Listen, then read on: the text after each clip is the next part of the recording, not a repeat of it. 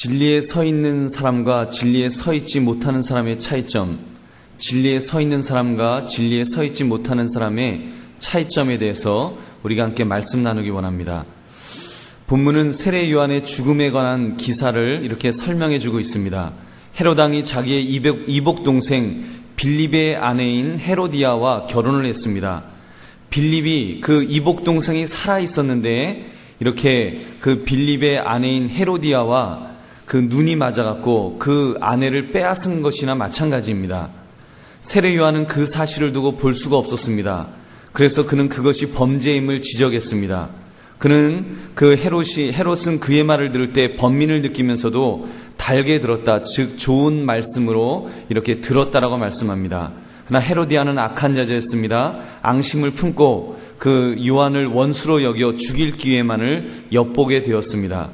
그러던 어느 날 기회가 찾아왔다 그랬습니다. 헤로디아의 딸 살로메가 이렇게 이쁜 모습을 하고 헤롯 앞에서 요염한 춤을 추니까 이 헤롯 왕이 완전히 뿅 간 겁니다. 그래서 너가 무엇인지 부탁하면 내가 나라의 절반이라도 다 주겠다, 이렇게 그 이야기를 합니다. 그때 이제 그 헤로디아의 딸 살로메가 엄마에게 물어보죠. 엄마, 뭘 부탁할까요? 그랬더니 엄마가 딸에게 부탁할 수 없는 그런 끔찍한 부탁을 합니다.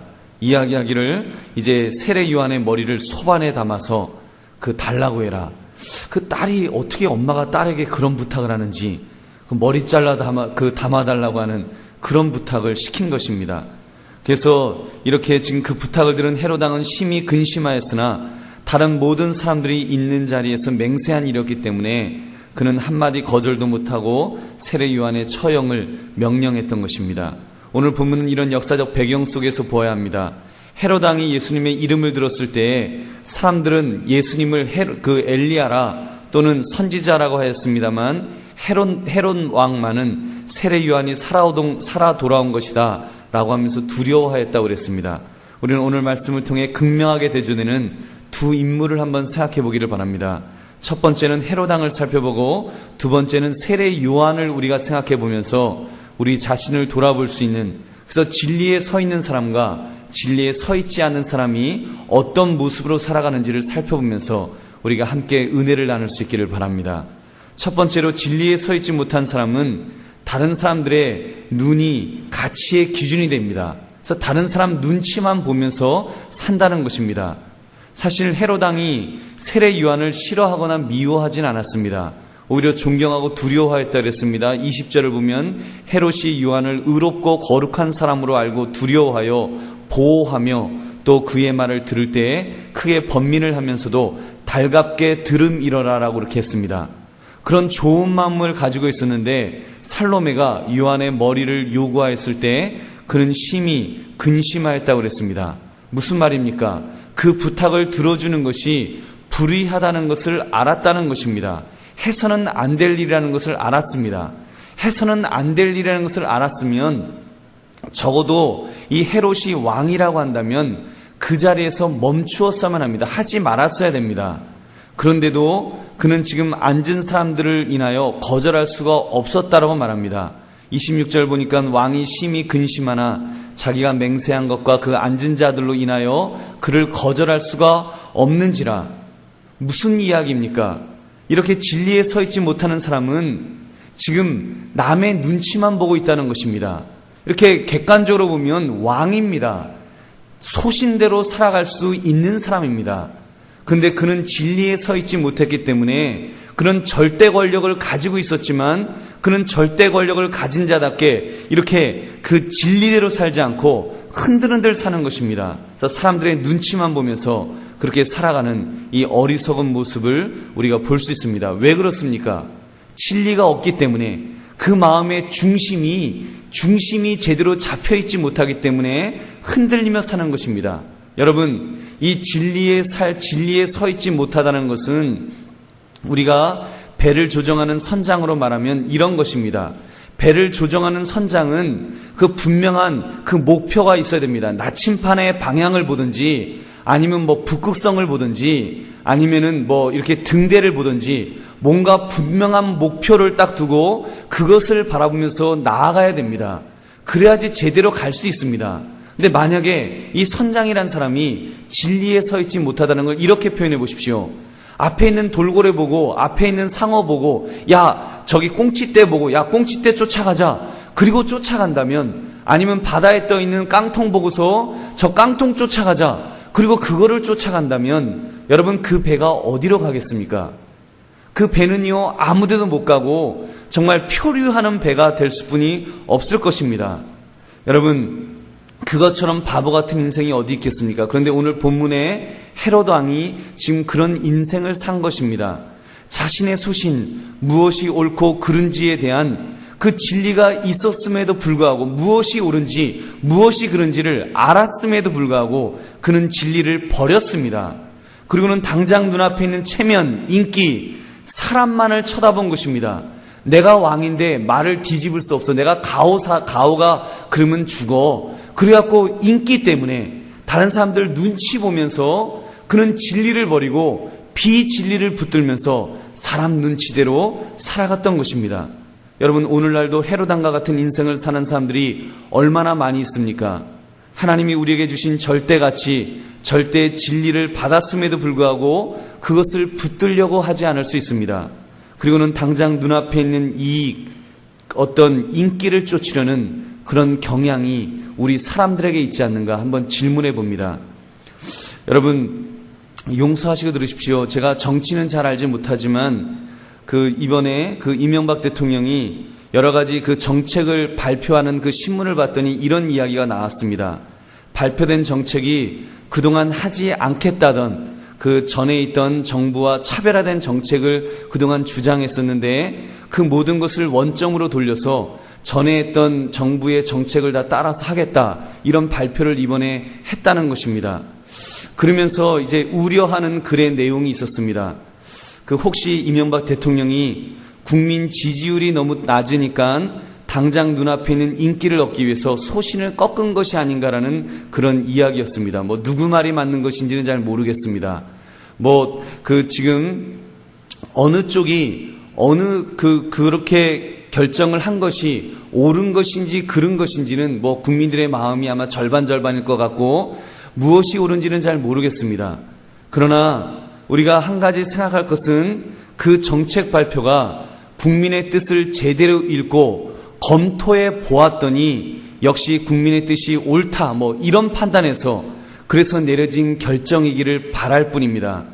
여러분, 혹여라도 그것이 포퓰리즘에 빠져서 내 소신과는 상관없는 인기몰이에만 관심을 가진 것이 아니기를 바라는 마음입니다. 여러분, 오해하지 마시기 바랍니다. 그런 면에서 우리가 우리나라의 대통령을 위해서 우리 믿는 사람들이 기도해야 합니다. 대통령이 어떤 사람들의 그런 인기나 그런 사람들의 눈치를 보면서 정말 우리나라에 필요한 것이 무엇인지를 바로 판단하고 그 정책을 결정하고 할 수 있는 그런 대통령이 되기를 위해서 기도하는 저와 여러분 되시기를 바랍니다. 여러분, 우리도 마찬가지로 혹시 우리의 모습 속에 우리도 그런 일에 빠질 수가 있습니다. 여러분이 무엇을 결정하시면서 어떤 행동을 하시면서 무엇이 기준이 되고 있습니까? 이것이 하나님 보시기에 기뻐하실 행동일까? 이것이 하나님 앞에 올바른 행동일까?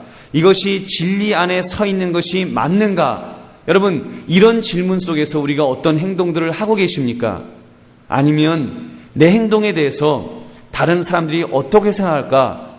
나를 좋아하게 될까? 혹시 내가 이렇게 행동하면 다른 사람이 나를 싫어하면 어떻게 하지? 인기 떨어지면 어떻게 하지? 내가 혼자 왕따 되면 어떻게 하지? 여러분, 그런 것 때문이라면, 그래서 그런 인기 때문에 내가 어떤 행동을 하게 된다면, 사람의 눈치를 보면서 살아가게 된다면 굉장히 위험한 삶을 살게 될 것입니다. 여러분, 혹시 그 행동의 기준점이 그런 세상적인 것에만 맞추어져 있지는 않습니까? 예를 들면 세상이 가르치는 것은 이런 것 아닙니까? 재테크, 어떻게 해서든지 하여튼 지혜로운 사람은 집을 잘 뻥튀게 갖고 집을 2배, 3배 재산을 늘려야 된다. 이게 잘하는 거다. 지금 세상은 그렇게 가르칩니다. 그렇다고 우리 믿는 사람들까지 다 그것이 옳은 것이냐? 그래서 어떻게 해서라도 수단 방법 가리지 않고 그저 집을 몇 배 뻥튀게 갖고 그냥 불로소득으로 재산 늘리려고 하는 그 목적으로 우리가 살려고 한다면, 여러분, 이 세상이 어떻게 되겠습니까? 그런 인생살이의 우리의 기준점이 만약에 그렇게 된다면 그것은 여러분, 이 헤롯 대왕과 별반 차이가 없는 인생이 될 것입니다. 기준점이 사람의 눈치를 보고 세상의 그런 어떤 그 흐름 속에서 그냥 살아가는 그런 인생이 된다는 것입니다. 그러면서 저와 여러분은 좀 더 성숙할 수 있기를 바랍니다. 진리에 서 있지 못해서 다른 사람의 눈치만 보며 살지 않기를 바랍니다. 그리고 세상이 주장하는 기준점에 우리의 기준을 맞추지 않기를 바랍니다. 저와 여러분의 삶의 기준, 행동의 기준은 하나님의 말씀이 되기를 바랍니다. 말씀이 가라고 하신 데까지 가고 말씀이 멈추라고 하시면 거기서 멈출 수 있는 저와 여러분 되시기를 주님의 이름으로 축원합니다. 여러분, 그런 면에서 두 번째로 진리에 서 있는 자는 하나님의 눈치를 보는 사람입니다. 그 세례 요한과 같은 사람입니다. 그는 하나님의 눈치를 보면서 살았기 때문에 그는 절제와 겸손이 있는 삶을 살게 된 줄로 믿습니다. 헤로당과 대조되는 인물이 이 세례 요한 아닙니까? 그는 이런 인물이었습니다. 그는 주의 길을 예비한 인물이라고 했습니다. 그는 나시린의 서약을 가지고 태어난 인물이었고, 그러므로 그는 장성하여 유다의 광야에서 살면서 그는 이렇게 그 약대 털옷을 입었습니다. 맥두기와 석청만을 먹으면서 그는 그렇게 살았다 그랬습니다. 굉장히 절제된 삶을 살았습니다. 그는 메시아의 길을 예비하는 자로서 예수님의 도래를 예고해 주었습니다. 그는 예수님에 대해 자기의 뒤에 오시는 이에 대해서 이렇게 말합니다. 자기는 예수님이 오시는데 신발끈을 이렇게 풀기도 감당하기 힘듭니다. 그래서 예수님을 이렇게 높여드렸습니다. 그는 자기를 따르던 제자들이 다 예수님에게로 가는데도 그는 그렇게 말합니다. 그는 흥하여야 하겠고 예수님은 흥하여야 하겠고 나는 쇠하여야 하리라. 이렇게 말하는 사람이었습니다. 오히려 사람들에게 세례를 베풀면서도 내 뒤에 오시는 이를 믿어라, 예수님을 믿어라라고 말할 정도로 그는 예수님만 바라보며 하나님의 눈치를 보는 그런 사람이었다는 것입니다. 무엇을 말합니까? 세례 요한은 진리에 서 있는 사람이었기 때문에 그 모든 일을 하나님 눈치를 보고 살았다는 것입니다. 그러다 보니까 절제할 줄을 알았습니다. 겸손한 삶을 살 줄을 알았습니다. 사랑하는 성도님들, 세례 요한뿐만 아니라 저와 여러분에게도 이렇게 진리의 말씀에 서 있는 우리의 모습이 있기를 바랍니다. 성령님의 인도하심, 우리에게 생명의 말씀이 있지 않습니까? 내가 예수 믿고 구원을 얻었다는, 하나님의 자녀가 되었다는 놀라운 진리의 말씀이 우리에게 있다면 우리는 진리를 붙드는 자로서 그렇게 살아갈 수 있기를 바랍니다. 여러분, 누구의 눈치를 보겠습니까? 사람의 눈치를 보시겠습니까? 아니면 하나님의 눈치를 보시겠습니까?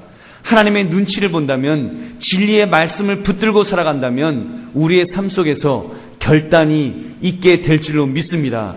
그러므로 우리는 진리에 붙들림 받은 사람들로서 좀 더 이렇게 절제하면서 살아갈 수 있기를 바랍니다. 특별히 우리 자신들을 한번 바라봅시다. 때로는 우리도 자꾸 그런 욕심이 있지 않습니까? 나를 드러내고 싶은 욕심. 내가 가오 죽는데 이 헤롯 대왕처럼 내가 한번 말했는데 어떻게 말을 뒤집을 수 있느냐? 그냥 세례 요한 죽여라. 그가 그 말을 뒤집지 못해서, 그게 진리인데도 뒤집지 못해서 그는 그냥 진리를 포기하고 비진리, 그 인기몰이, 사람들의 눈치 보면서 그렇게 살아갔다는 것입니다. 우리도 그렇게 되고 싶을 때가 있죠. 우리도 우리의 욕심대로 살고 싶을 때가 있습니다. 사람들 눈치 보면서 살고 싶을 때가 분명히 있을 것입니다. 또 내 정욕대로, 내 욕심대로 살고 싶은 마음이 왜 우리라고는 왜 없겠습니까? 여러분, 그런 욕심이 들 때마다 우리는 우리 자신들에게 이야기해야 됩니다. 나는 진리 위에 서 있는 자이다. 나는 진리를 붙들고 있는 자이다. 나는 그러므로 하나님의 눈치를 보면서 살아가는 자이다. 여러분, 하나님의 눈치를 보면 절제하게 될 줄로 믿습니다. 성령의 열매 속에서 우리는 절제의 열매를 맺어야 됩니다. 내 욕심대로 살고 싶습니다. 내 이름 드러내고 싶습니다. 나 잘난 체 하고 싶습니다. 다른 사람들의 인기를 위해서라면 좀 죄도 살짝 짓고 싶습니다. 그러나 하나님의 말씀 앞에 있기 때문에, 하나님, 내가 주님의 말씀이 있기 때문에 내가 절제하겠습니다. 내가 포기하겠습니다. 내가 참겠습니다. 그래서 때로는 이익이 있음에도 불구하고 포기할 줄 아는, 절제할 수 있는 저와 여러분 되시기를 주님의 이름으로 축원합니다. 그러므로 우리는 좀 더 겸손해질 수 있기를 바랍니다. 여러분, 진리에 서 있는 사람은 그 고백은 공통적인 것이 있습니다.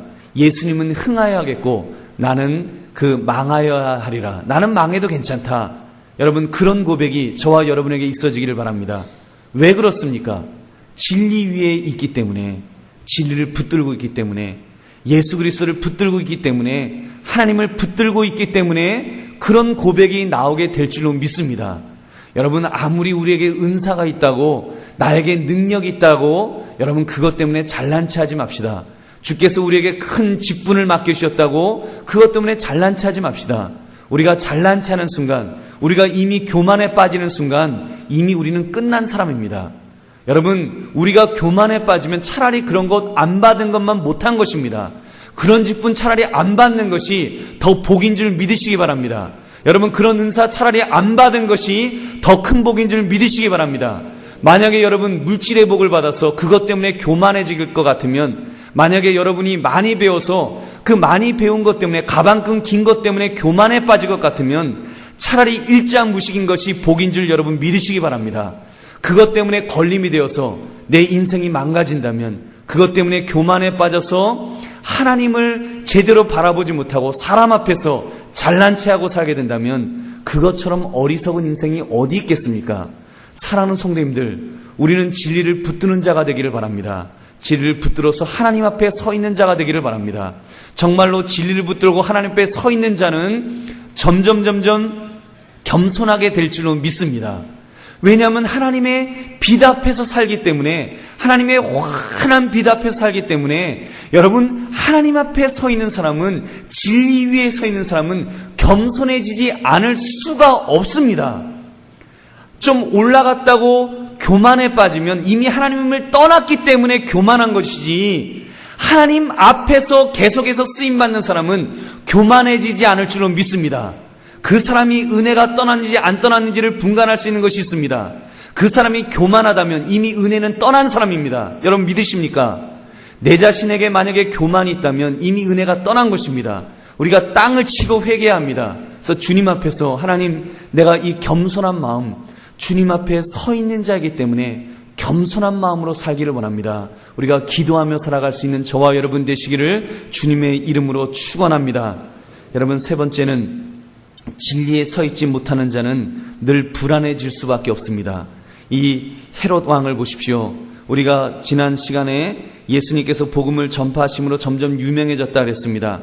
그런 다음에 이제 예수님이 야이로의 딸을 살리시고 제자들을 각 마을로 보내셔서 복음을 전파하셨다 그랬습니다. 그것 때문에 그 예수님의 이름이 많은 사람들에게 알려졌습니다. 그랬더니 사람들이 예수님에 대해서 이야기합니다. 예수님이 혹시 엘리야가 아니냐, 아니면 그 선지자가 아니냐, 다시 말해서 메시아가 아니냐, 이런 예수님에 대한 소문들이 많이 이렇게 퍼져나갔습니다. 그런데 유독히 이 헤롯 대왕만은 예수님에 대해서 이렇게 이야기합니다. 16절을 보니까 헤롯은 듣고 가로되 내가 목배인 요한 그가 살아났다. 예수님에 대해서 그렇게 말하는 것입니다. 왜 그렇습니까? 당시 사람들의 그 정서 속에 사람이 죽으면 그의 영혼이 다른 사람으로 다시 태어난다는 미신적인 생각이 있었습니다. 도둑이 재발절이라고 지금 이 헤롯 대왕이 그 의인인 지금 세례 요한을 목베어 죽였으니까 늘 불안했던 것입니다. 마음에 늘 찝찝함이 있었는데 지금 이렇게 그 세례 요한처럼 광야에서 복음을 증거하며 세례를 주는 그런 분이 나타나시니까 그분이 세례 요한이 다시 환생해서 태어나셨나 보다 이러면서 불안에 떠는 것입니다. 여러분, 한 나라를 다스리는 왕으로서 얼마나 우습습니까? 세례 요한을 죽였던 것이 마음에 찔리니까 그는 예수님의 활동을 보면서 그는 예수님을 제대로 깨닫지 못하고 지금 불안에 떨고 있는 이 어리석은 모습이 있습니다.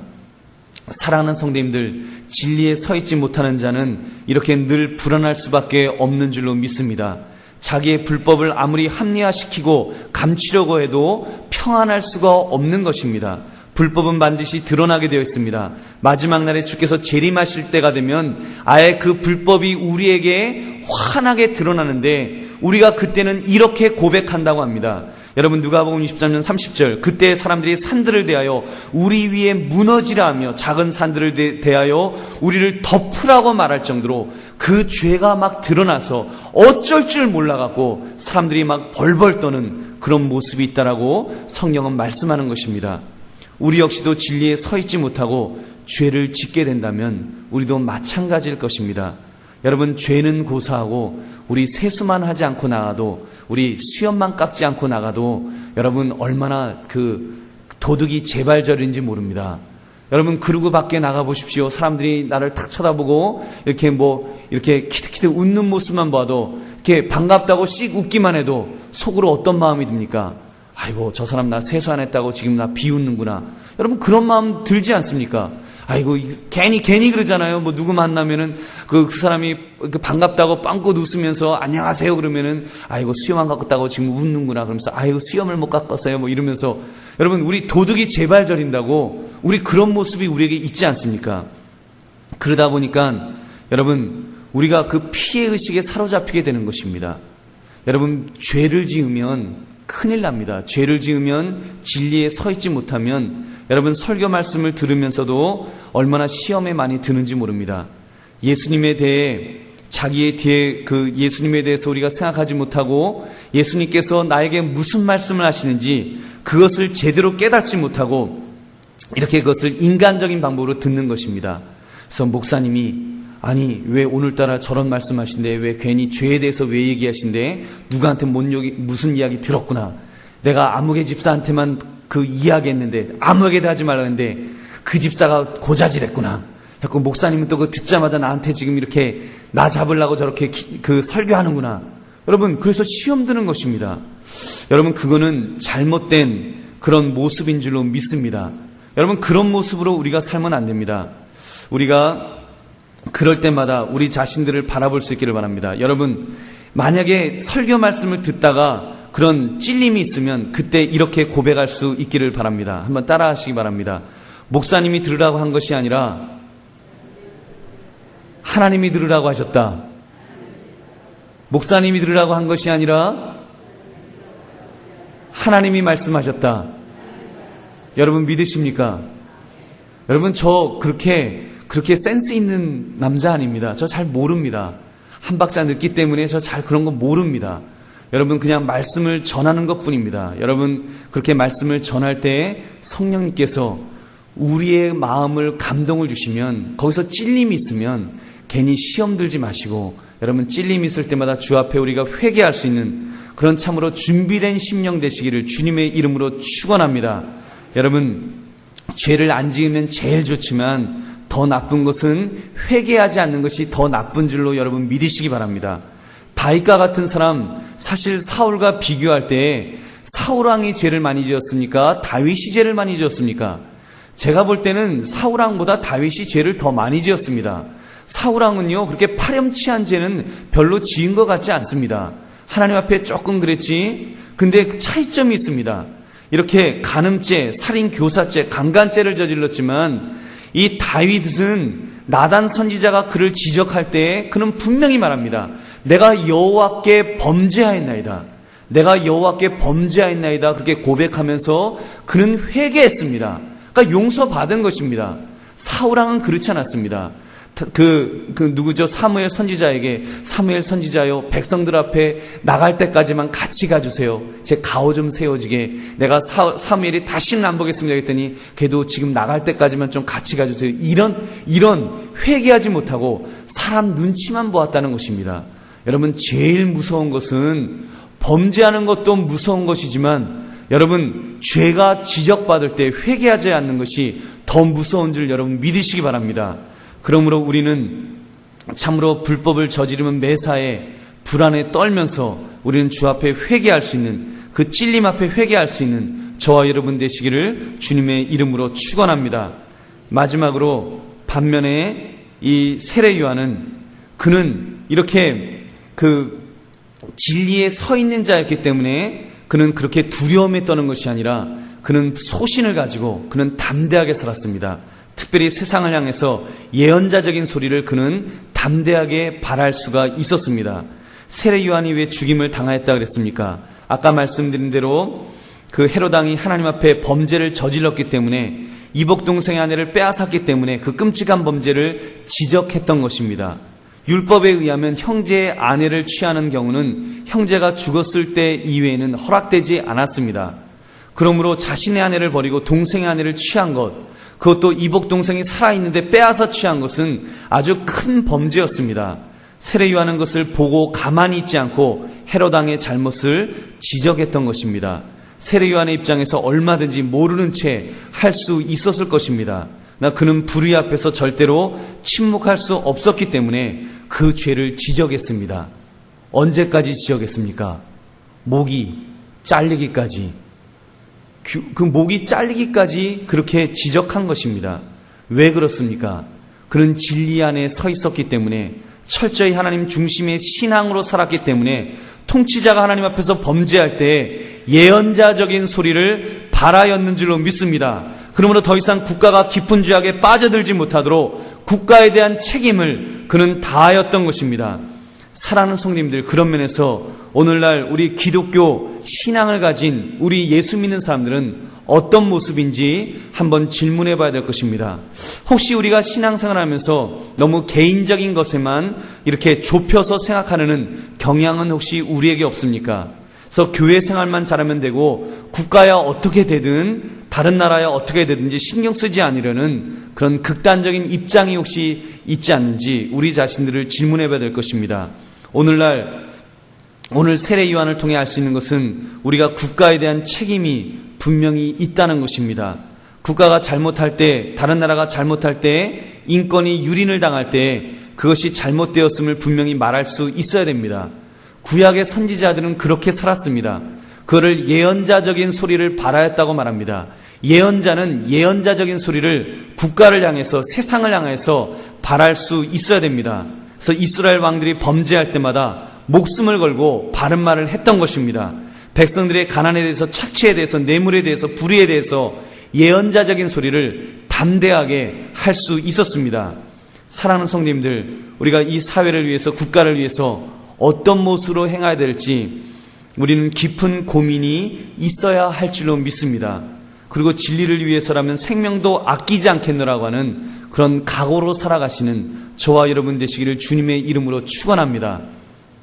여러분, 그러나 요즘과 같이 민심이 절반으로 나뉘어지는 진보와 보수의 대결 같은 이런 문제, 진리의 문제라기보다는 어떤 개인적인 입장 또는 성향, 취향의 문제일 경우에는 교회가 좀 더 지혜롭게 대처해야 될 줄로 믿습니다.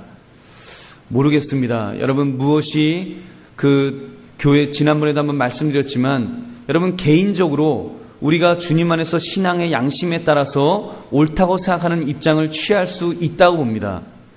무엇이 옳은지, 어느 쪽 입장을 드는 것이 옳은지는 역사가 판단할 것입니다.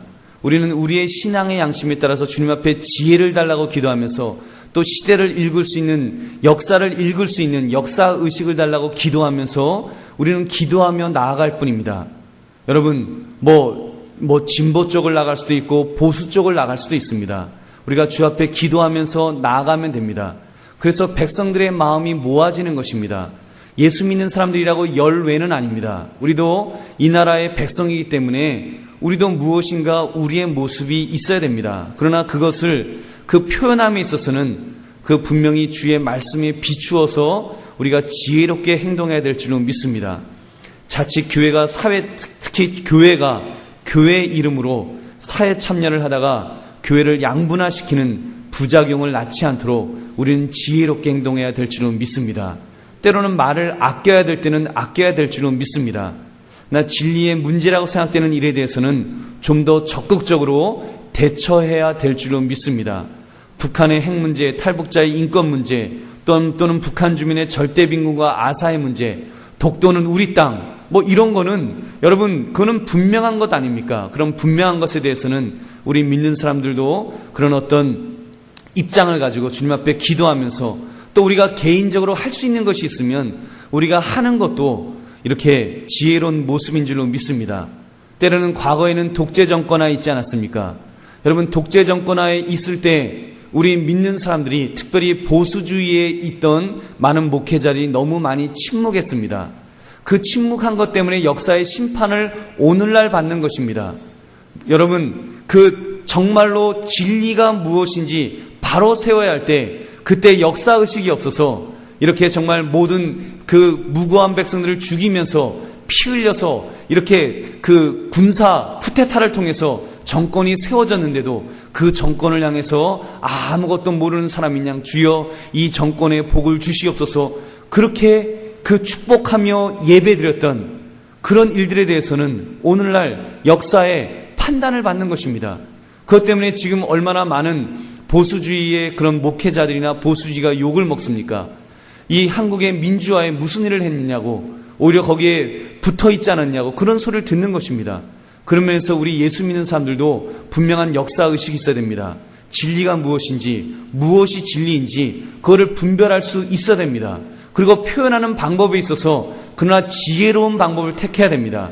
말씀에 기초해야 됩니다. 말씀이 가라고 하는 데까지는 갈 수 있지만 말씀이 멈추라고 하면 멈출 수 있어야 됩니다. 그것은 여러분이 기도하시면서 지혜를 달라고 기도하십시오. 어디까지 가야 될지는 여러분이 판단할 문제입니다. 여러분, 그러면서 우리가 주님 안에서 그런 분명한 역사의식을 가지고, 특별히 사회에 대해서 우리가 사회의 그런 책임을 가지고, 국가에 대한 책임을 가지고 기도하면서 나아갈 수 있는 저와 여러분 되시기를 주님의 이름으로 축원합니다. 여러분께서 제일 중요한 것은 우리가 그 국가나 사회에 대해서 책임지기 위해서 제일 먼저 해야 될 것, 그리고 필수적으로 해야 될 것은 먼저 기도해야 되는 줄로 믿습니다. 심각하게 기도하십시오. 여러분, 그것을 위해서 정말 진지하게 기도하셔야 합니다. 그리고 기도하기를 멈추지 말아야 됩니다. 혹시라도 여러분 나가서 심지어 때로는 어떤 사람은 그렇잖아요. 성격에 따라서 화염병을 드는 사람도 있을 수 있습니다. 혹시라도 화염병을 든다고 할지라도 그 사람이 주님 앞에 심각하게 기도하면서 해야 됩니다.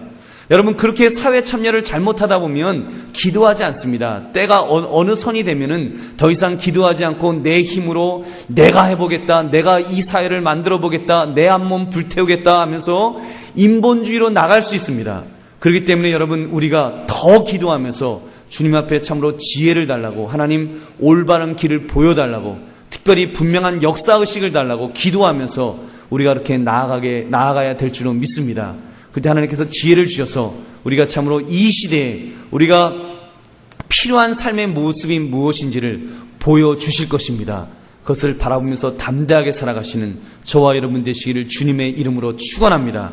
말씀을 맺습니다. 진리에 서 있지 못하는 자는 세상을 향해서 비굴하게 살 수뿐이 없습니다. 인기몰이, 사람 눈치 보면서 또 두려워서 벌벌 떨면서 살아갈 수뿐이 없습니다. 그러나 진리에 서 있는 자는 당당하게 살 것입니다. 눈치를 본다면 하나님의 눈치를 보면서 절제할 줄 알고 겸손하게 살아가게 될 것입니다. 또 참으로 자기에게 책임이 있는 부분이 있다면 목숨도 아끼지 않고 담대하게 나아가게 될 줄로 믿습니다. 진리 위에서 살아가시는 저와 여러분 되시기를 주님의 이름으로 축원합니다. 우리 함께 기도하겠습니다. 하나님, 특별히